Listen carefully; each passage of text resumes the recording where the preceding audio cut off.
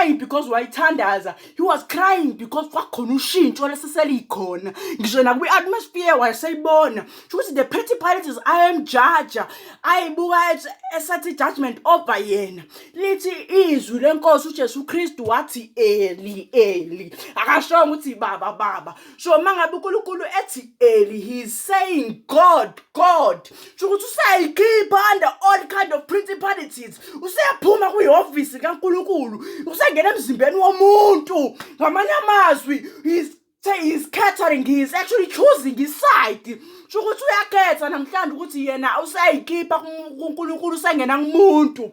But uNkulunkulu there is one thing asukayo kuyona. Njengoba baba ungishiyelana uNkulunkulu mangabe ekushiya wena uyasuka kuyena. Ngamanye amazwi ngenkathi uNkulunkulu waye kwi-Garden of Eden etshela u-Adam no-Eva ukuthi abahambe. U-Adam no-Eva noma bebehamba babengahambi babeshiwa uNkulunkulu ngoba babesebenesono kubona. But mangabe uJesu Kristu esethi baba ungishiyelani, uJesu Kristu usereverse into eyenziwe u-Adam. Kuba ukuthi uNkulunkulu useyasiclaim isono, umuntu useyaphuma esonweni. Ngamanye amazwi u-Adam no-Eva bathatha isono wasibeka kubona bayikhipha uNkulunkulu. But this time uNkulunkulu uthatha isono maseyayikhipha yena but ushiya naye ngoba lithi izwi lenkosi wavuka ekufeni. Futhi ngamanye amazwi uJesu Kristu wayoqeda ngesono ngoba isono wayithatha zonke zangena kuyena. Kathi sangu half, kathi sangu 1/4 wazo wathatha 100% of isono. Kusho ukuthi kahle ngamanye amazwi izono zazikuye kwathi izono zayihefuze laziphila kuye.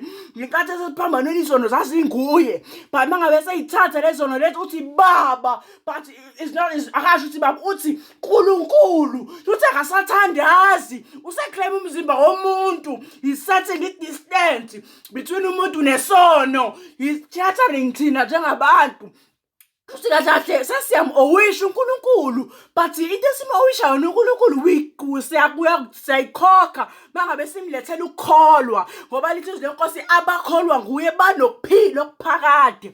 Ukuthi kahle masekukuphila okuphakade siyasuka kwisono siyangena kuJesu Kristu. But uJesu Kristu usinika isolution esingayilindele. Uthi Eli uyadedela umzimba anikwa wona, uyadedela i-authority uyinikeza umuntu. Ukuthi mangabe singena kwi-Book of Acts lithi sihamba nge-authority liyasitshela i-Book of Acts ukuthi thina sesaclaim u-Eli ngakuthina ngoba uNkulunkulu mayisuka kuJesu ethi Jesu baba ungishiyelani uqonda ukusitshela ukuthi ngekade eshiya uNkulunkulu